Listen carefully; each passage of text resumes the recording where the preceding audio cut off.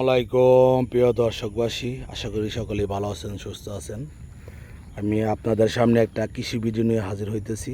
দেখুন, গ্রাম বাংলার প্রকৃত দৃশ্য ফুটিয়ে ওঠানোর চেষ্টা করতেছি। এই দেখুন ধুন্দুল গাছ, ধুন্দুল গাছের ডাল জাংলা।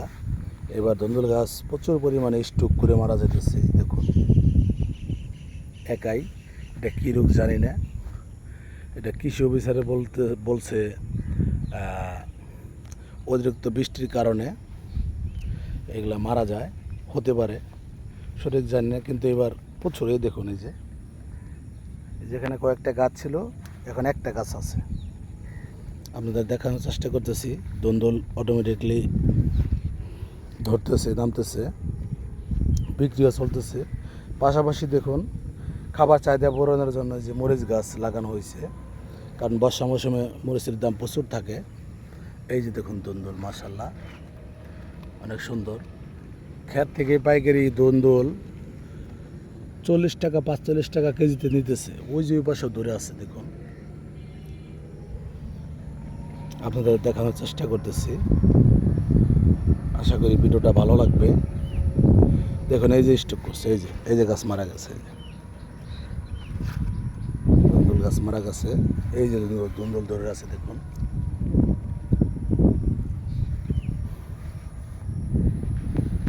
এই যে ধুন্দুল গাছ যদি না মারা যেত তাহলে প্রচুর কৃষকরা লাভবান হতে পারত। এখন তরকারির দাম আকাশ ছোঁয়া, তরকারির দাম বেড়ে গেছে, কারণ অতি বৃষ্টির কারণে তরকারি উৎপাদন কম হয়, অনেক জায়গা তলিয়ে গেছে পানির কারণে। বিশেষ করে কাঁচামরিচ গাছের অনেক ক্ষতি হয়। এই যে দেখুন ধুন্দুল গাছ, পাশাপাশি লাউ দেওয়া হয়েছে, মিশ্র চাষ। দেখুন গ্রোথ অনেক ভালো ধুন্দুল গাছের। সকলে দোয়া করবেন যাতে কৃষক ভাইরা লাভবান হতে পারে।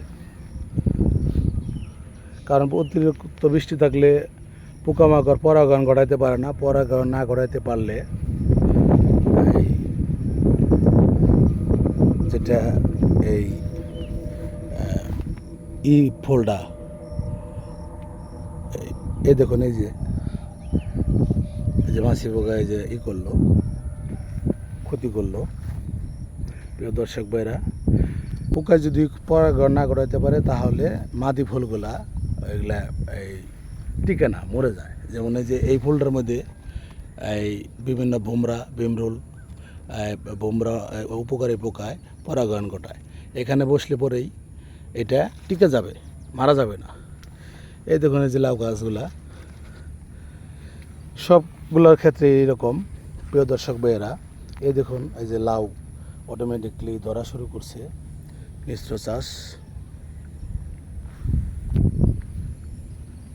এই যে লাউর করা, এটার মধ্যে যদি পরাগায়ন না ঘটায় এটা টিকবে না, মারা যাবে। তাহলে পরাগায়ন ঘটাইতে হবে। আর যদি বিষ স্প্রে করেন, বিষ টুকটাক স্প্রে করতেই হয়, আর না ক্ষতি হয়। এই দেখুন এই যে পোকা এই যে খাইছে, বিষ না দিলে এগুলা পোকায় খাবে, ক্ষতিগ্রস্ত করবে। এই দেখুন এই স্যাঙ্গা, এই যে এটা বিষ দিলে স্যাঙ্গাটা মারা যাবে। এগুলা ক্ষতিকারক পোকা। আর মাছি পোকার জন্য আপনারা ফেরোমন ফাঁদ ব্যবহার করতে পারেন, এটা ভালো, পরিবেশ বান্ধব। মাছি পোকায় প্রচুর পরিমাণে ক্ষতি করে। লাউ, কুমড়া, ধুন্দুল, মিষ্টি লাউ সবগুলোর মধ্যেই প্রচুর পরিমাণে ক্ষতি করে। এই দেখেন প্রিয় দর্শক ভাইয়েরা, এই যে চাল কুমড়া, পাশাপাশি চাল কুমড়া দেওয়া হয়েছে। মিশ্র চাষে কি জাংলার মধ্যে কয়েক পদের দিছে। এভাবে উৎপাদন কম হয়, কম হলেও দেখা যায় কি একটা জাংলা থেকে অনেক রকমের তরকারি এটা হয়। এটা ব্যাপারী ভাইরাও নিয়ে যায় এখান থেকে। দেখুন এই যে সুন্দর একটা লাউ, মাশাআল্লাহ, এটা এসে ময়না লাউ। এই যে লাউ অটোমেটিকলি নামতেছে, আপনাদের দেখানোর চেষ্টা করতেছি। জাংলাটা ছোটোর কারণে গাছগুলো বেশি বাড়তে পারতেছে না, আর ওই পাট খেতে যাইতেছে গা। প্রিয় দর্শক মণ্ডলী, এই যে দেখুন এই যে লাউ গাছ, লাউ অটোমেটিকলি ধরতেছে। এই যে ছোটো জাংলার কারণে জায়গা কম, ভিতরে দিয়ে দিতে হয়, আপজাপ হয়ে জায়গা। এই দেখেন লাউ, এই পেঁপে, পেঁপেটা মানবদেহের জন্য অনেক উপকার। এটা ফল হিসেবেও খাওয়া যায় যখন পাকে, আবার সবজি হিসেবেও খাওয়া যায়। আপনারা পেঁপে খাবেন, পেঁপে খেলে অনেক উপকার, বিশেষ করে গ্যাস্ট্রিক কয়েকজন রোগ হয় না। এই দেখুন এই যে মাছি পোকা এই যে লাউটার ক্ষতিগ্রস্ত করছে। তাহলে এখানে কি করতে হবে? ফেরোমন ফাঁদ মারতে হবে। এই যে দেখুন আরও মাছি পোকা দেখুন, এই যে এগুলো উল্টা হইলেই ওইখানেই রিজেক্ট হয়ে যায়, দেখতে খারাপ দেখা যায়, অনেক সময় পচে যায়। আর ক্রেতা ভাইয়েরা এটা নিতে চায় না, কে না চায় ভালো জিনিস কিনতে। সুস্থ সবল জিনিসের দামই আলাদা। এই দেখুন এই যে এখানে এই যে বৃষ্টির কারণে যে গাছ স্টক করছে, যে মারা গেছে। এই হলো অবস্থা প্রিয় দর্শক ভাইয়েরা। আমি আপনাদের দেখানোর চেষ্টা করতেছি হেঁটে হেঁটে এই মিশ্র চাষ পদ্ধতিটা। এটা ভালো আবার খারাপও। আসলে একটা চাংলার মধ্যে এক পদের তরকারি থাকে, ওই সমস্ত তরকারি একটা পাইকারি নিতে পারে না। এখানে 4-5 পদের জিনিস থাকলে ওরা অনায়াসে নিয়ে যায়। এই দেখুন মাছি পোকা দেখুন কীরকম বিরক্ত করতেছে প্রিয় দর্শক। এই দেখুন এই যে মাছি পোকা দেখুন, এই মাছি পোকার জন্য অবশ্যই ফেরোমন ফাঁদ ব্যবহার করতে হবে।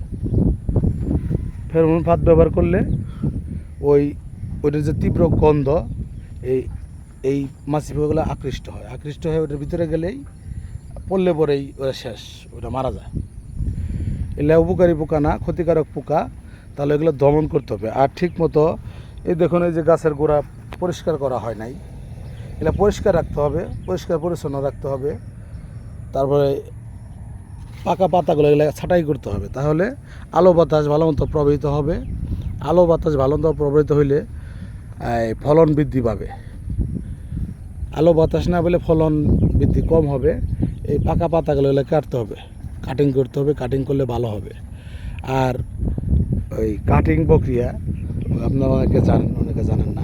10 পাতা পর পর লাউয়ের ডগা পাতা থেকে ভেঙে দিতে হয়। এভাবে 4 স্টেপ পর্যন্ত করা যায়। এভাবে করলে ফলন আশানুরূপ বেশি পাবেন, ভালো হবে। এই যে দেখুন প্রিয় দর্শক মণ্ডলী, যে করলা গাছ, করলা মানবদেহের জন্য অনেক উপকার। যে করলাও লাগাইছে কৃষক ভাই, যাতে খাবার চাহিদাটা পূরণ হয়, অল্প অল্প লাগাইছে। করলা ধরতেছে, এই যে দেখুন এই যে কিছু উল পটাইছে, নষ্ট হয়ে গেছে, মারা গেছে। এই যে করলা, জাংলাটা অনেক বড় কিন্তু পাশে কম জায়গা স্বল্পতা। প্রিয় দর্শক মণ্ডলী ভাইরা, যারা আমার চ্যানেলটি সাবস্ক্রাইব করেন নাই অবশ্যই সাবস্ক্রাইব করবেন, লাইক করবেন, কমেন্ট করবেন আজকের ভিডিওটা কীরকম হয়েছে। আর যারা বিশেষ করে দেশ উদ্দেশের বাইরে থেকে আমার ভিডিওটি দেখতেছেন অবশ্যই কমেন্ট বক্সে জানাবেন আজকের ভিডিওটা কীরকম হয়েছে। আপনারা কমেন্ট করলে আমার উৎসাহ বাড়ে। আমি প্রকৃতিকে ভালোবাসি, যার দরুন আমি প্রকৃতি নিয়ে আসি। আসলে এগুলো আমার ভালো লাগে। কৃষি কাজটা মূলত এটা আদিম যুগ থেকেই আমাদের পূর্বপুরুষরা করে আসছে। কৃষক বাঁচলে দেশ বাঁচবে, কৃষক না বাঁচলে আমরা আমাদের না খেয়ে মরতে হবে। প্রিয় বন্ধুরা, কৃষকরা একবার যদি রাগ করে কৃষিকাজ বন্ধ করে দেয়, বিশেষ করে যারা ধান ক্ষেত করে, ওনাদের কিন্তু লাভ হয় না, কঠোর পরিশ্রম করতে হয়। এটা আপনারা জানেন যারা অনেকে করেন ধান ক্ষেত। এই দেখুন ধুন্দুলের বাজার মূল্য ভালো আছে। যদি এগুলো পোকায় নষ্ট না করতো আর গাছ স্টুকা না মারা যেত, তাহলে এখান থেকে প্রচুর পরিমাণে ধুন্দুল কৃষক ভাইরা বাজারজাত করতে পারতো, তারা লাভবান হইতো। আসলে গাছ মারা যায়, আবার সার দিতে হয়, আবার কামলা খরচ আছে। দেখুন অনেক এগুলো সার দিলে আবার কয়েকদিনের মধ্যে আবার গাছ হয়ে যায়। এই যে গাছে কীরকম দেখুন গোড়ায় হয়ে গেছে, পরিষ্কার রাখলে ফলন আরও ভালো পাওয়া যাবে। তো আমার কথার মধ্যে যদি কোনো ভুল ত্রুটি থাকে মার্জনীয় ক্ষমা দৃষ্টিতে দেখবেন। আমার চ্যানেলের নাম হলো বি এগ্রিকালচার। আমি মূলত ফিশিং ভিডিও আর কৃষি ভিডিও এগুলোই ছাড়ি। এগুলো আমার ভালো লাগে, কারণ কৃষি আমি অনেক পছন্দ করি এবং মাছ ধরা, মাছের ভিডিওগুলো আমার কাছে খুব ভালো লাগে, যার জন্য করি। আমার টাকা পয়সার দরকার নেই, আমার মনের খোরাক আর কি এটা, যার জন্য করি, যাতে আপনাদের দেখে ভালো লাগে। আর যতটুকু আমি জানি আপনাদের ভালো পরামর্শ দেওয়ার চেষ্টা করি। প্রিয় দর্শক ভাইয়েরা, এই যে এখানে দেখুন এই যে মরিচ ক্ষেত করছে, অতি বৃষ্টির কারণে দেখুন মরিচ গাছগুলা মারা গেছে। এই যে মারা গেছে মরিচ গাছগুলা। তাহলে মরিচের দাম কেন হবে না? এটা কিন্তু ঢালু জায়গা, পানি নেমে যায়, তারপরেও গাছগুলো দেখেন মারা গেছে, কারণ একটা অতিবৃষ্টি। আর এর জন্য এই বর্ষা মৌসুমে মরিচের দাম প্রচুর বেড়ে যায়। এই 15-20 দিন আগে 40 টাকা, 50 টাকা, 60 টাকা কেজি ছিল মরিচ। এখন বর্তমানে মরিচের বাজার মূল্য এক পা, আমি ওই দিন জিজ্ঞেস করলাম যে এক পোয়া কত, তখন ওই পাইকার ভাই বললো যে 80 টাকা। কারণ আমার বাড়িতে মরিচ গাছ আছে, ওই 12 মাসে যেটা, যে খাড়া খাড়া পেঁপে বাগানে করে। আমি বলছি লাগবে না, মরিচ আমার বাড়িতে আছে। আর কাঁচা মরিচ যা তরকারি খেলে ভালো, শুকনো মরিচ যতটা এড়িয়ে চলবেন তত ভালো। গ্যাস্ট্রিকের প্রবণতা বেশি থাকে শুকনো মরিচ খেলে, অতিরিক্ত জাল আসলে ভালো না। দেখুন কত গাছ মারা গেছে, প্রিয় দর্শকরা, প্রচুর গাছ মারা গেছে। তাহলে মরিচের দাম কেন বাড়বেন আপনারা বলেন? এখানে কৃষকের তো কোনো হাত নাই, সে বাধ্য হয়ে চড়া দামে বিক্রি করতেছে, আর পাইকাররাও জানতেছে চড়া দামে আনতেছে। ওই পাইকাররা আবার খুচরা এই ব্যাপারীর কাছে বিক্রি করতেছে, ওরা আবার আমাদের কাছে এই বিক্রি করতেছে। ওদেরও তো কেজিতে 10-20 টাকার দরকার আছে। এই হলো মূল ঘটনা। প্রিয় দর্শক ভাইরা, আমি আপনাদের দেখানোর চেষ্টা করলাম। আশা করি ভিডিওটা ভালো লাগবে, আপনারা সুস্থ থাকবেন এই কামনা করি। আর প্রবাসী ভাইদের উল্লেখ করে বলতেছি, আপনারা ভাই সাবধানে কাজকর্ম করবেন, সমস্ত টাকা নষ্ট করেন না, টাকা নষ্ট করবেন না, টাকা সঞ্চয় করে রাখবেন, ভবিষ্যতে কাজে লাগবে। মা বাবারাও দিবেন, পরিবারেরও দিবেন, ছেলে মা বাবা সবাইই দিবেন। আপনারাও কিছু সঞ্চয় করে রাখেন, এই কামনা করতেছি। সবাই ভালো থাকবেন, সুস্থ থাকবেন। আসসালামু আলাইকুম।